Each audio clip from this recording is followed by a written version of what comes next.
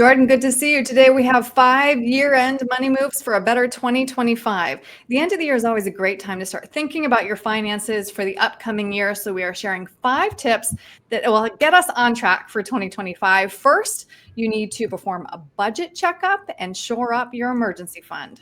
Yeah, this isn't a fun conversation, especially with the holiday times. Many people are spending money Yes. very freely and they're trying to give back and spend on the family. But we need to know where's that money going, because these little leaks can add up over time. And we got to know, what is our plan for next year? Well, how much are we spending this month? Have a rough budget where we know the money's going and we can kind of fix those leaks, so to speak, going forward, because those little things add up over time. I like to say small hinges move large doors. Small tweaks in your finances can add up to tens of thousands of dollars over time. Mm-hmm. Next, you suggest maxing out your Roth IRA or considering a conversion. Yeah, taxes are pretty low historically wise. So I'm encouraging most people to do Roth contributions where they can max out either in their 401k or their IRA. But because of these lower tax rates, I'd rather pay the taxes now while they're on sale versus waiting till later where taxes might be higher.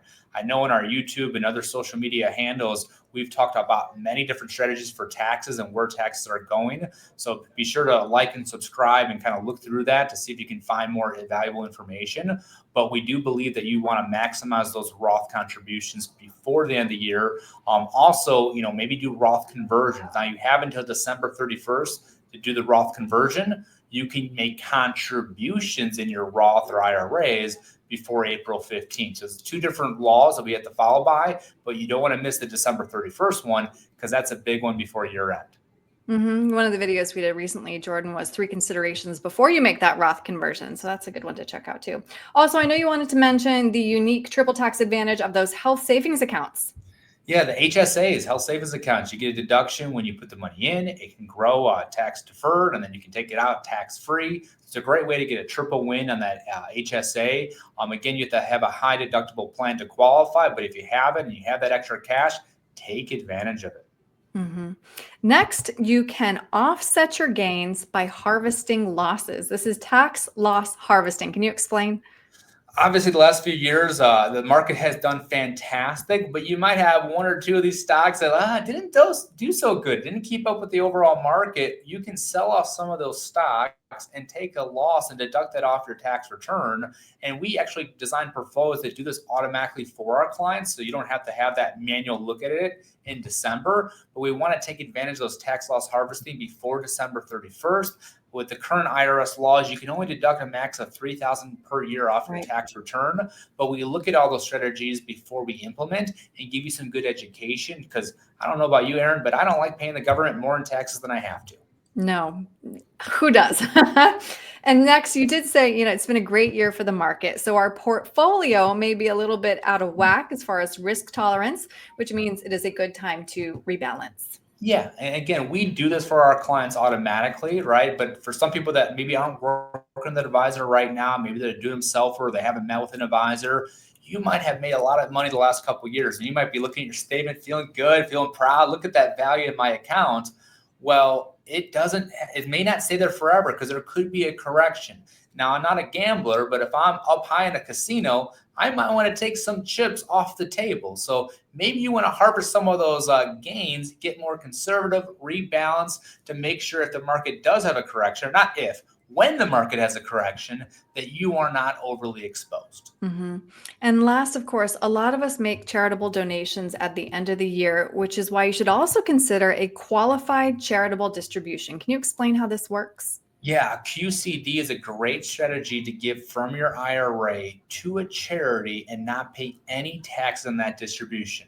The caveat for that is, say some people take some money out of their IRA, they get the money in their checking account, then they give it to a charity. You have just violated the QCD. It has to go from your custodian to the charity.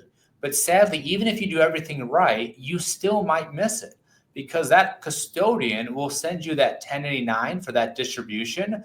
And if your financial advisor and your tax accountant are not working together in unison, they may not code that as a QCD, where you may be paying taxes on a distribution that you legally do not need to pay. So QCDs are a great way to do that. We talk about many other charitable strategies. We have many videos on YouTube that go into more detail on this. But if you give to charity, give less to the IRS. Mm-hmm. You also wanted to mention gifting appreciated stock as we talk about the market doing so well. Yeah, so I had a client just yesterday. She's like, "Hey, I'm doing so well. I have a lot of gains, but like with my income, like I don't want to sell. Plus, I don't need it. But my daughter or my son, their income's not as high." Well, I'm like, if you're going to gift to them anyway, don't give them cash. Gift them these highly appreciated stock positions where their son or daughter can sell it off after they inherit that and pay almost 0% or very little in taxes on that.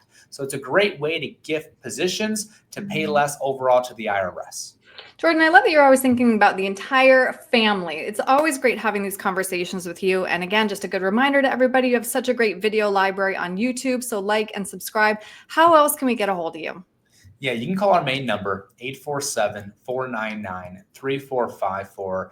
And you said about family, Erin, we want to be the firm that works from generation to generation to generation. This is not a one generation kind of relationship. We have advisors 20 years younger than me, 20 years more mature than me, and we want to have a plan for your family generation to generation. Jordan, thank you. Thanks, Erin.